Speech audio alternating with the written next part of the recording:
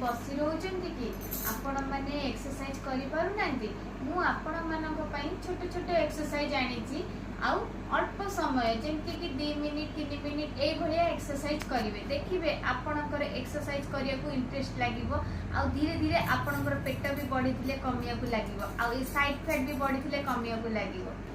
प्रथम एक्सरसाइज है आपण माने गोड़ सीधा करेंगे ए भलिया बसिबे मुंड को तले लगेबे आंठू ऊपर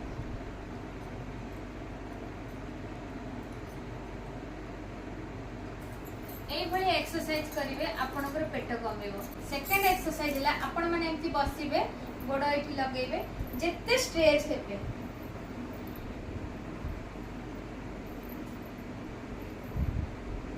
ए भलिया एक्सरसाइज करेंगे आपण के साइड साइड कमिया को लागिबो। थर्ड है एक्सरसाइज आपण माने एंती बसिबे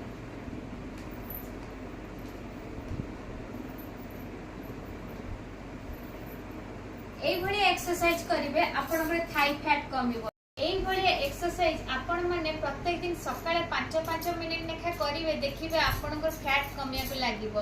भलो लागितिले ए भली टिप्स पई मते फॉलो करिवे।